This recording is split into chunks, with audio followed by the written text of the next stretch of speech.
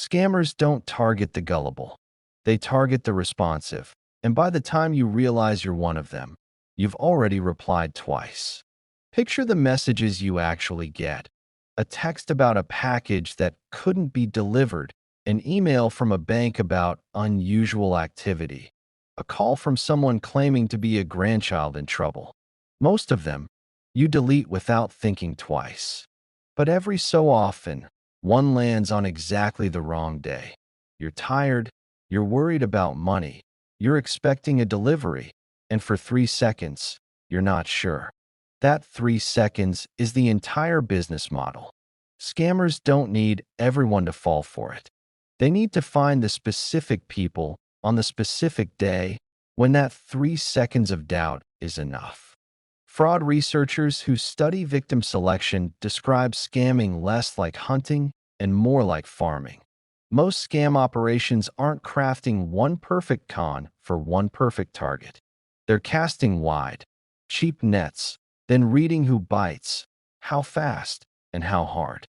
Here's what they're actually screening for. First, response speed, not gullibility. The single biggest predictor a scam operation looks for isn't whether someone believes the message, it's whether someone replies at all and how fast. Researchers who've studied mass fraud call centers describe an early filtering stage built entirely around this. A first message goes to thousands of people, and the handful who respond within minutes get flagged as engaged and routed to a live operator, while everyone else gets nothing further. Speed of response reads as attention, and attention is the only resource a scammer actually needs from you at that stage. Belief comes later. Second, they screen for isolation, not stupidity. Investigators who study elder fraud and romance scams consistently find the same pattern. The strongest predictor of a successful scam isn't age or education level. It's whether the person has someone else in their life they'd normally run a big decision past. Scammers often ask early, almost casually, do you live alone? Are you close with your kids? Who else knows about this? Not out of small talk, but because a person with nobody to consult is a person who won't get talked out of it at the last minute. Isolation isn't a coincidence in these cases. It's a qualifying question. Third, emotional urgency beats financial sophistication. You'd expect scammers to avoid financially savvy targets. They don't. They just change the emotion they're selling.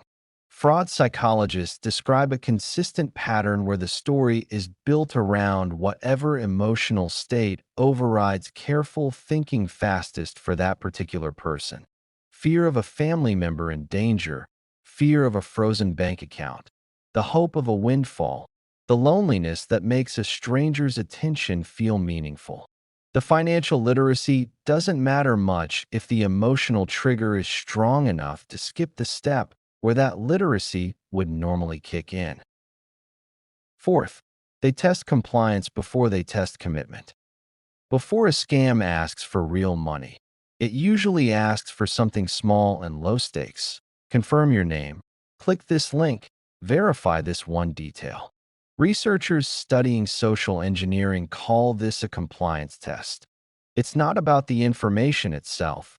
It's about measuring whether the person follows an instruction from a stranger without pushing back. Someone who complies with the small ask gets moved forward.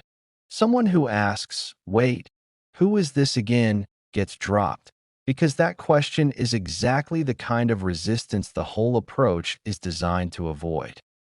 Here's the part that reframes the whole picture.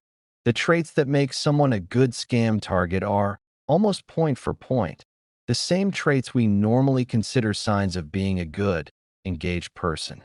Responding promptly to messages, trusting people who present themselves professionally, wanting to help a family member without a lot of questions, following instructions instead of being difficult about them.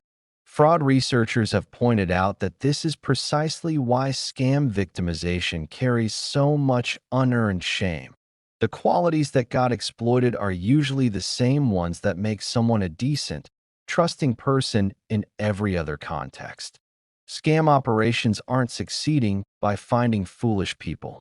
They're succeeding by finding responsive, trusting, conscientious people and treating those exact traits as the vulnerability.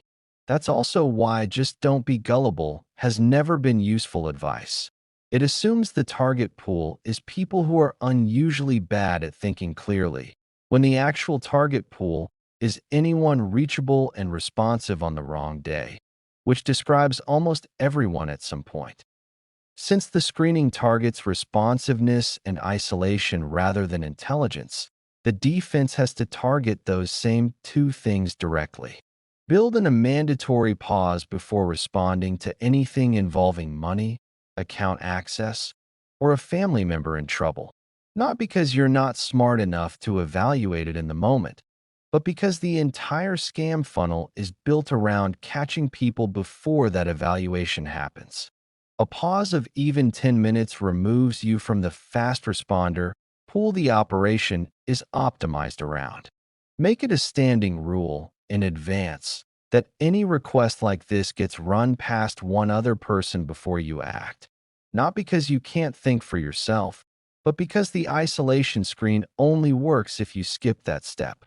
Decide this now, while nothing is happening, so you're not deciding it for the first time under pressure. And treat a small compliance request. Click here, confirm this, verify that, as worth the same scrutiny as a big one. The small ask is often the actual test. Pushing back on it, even mildly, is frequently enough to get a scam operation to move on to someone else. So scammers aren't looking for the gullible.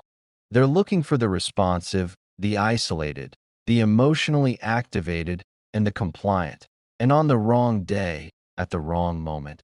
That describes people who are otherwise sharp, careful, and hard to fool. Knowing that doesn't just make you harder to scam.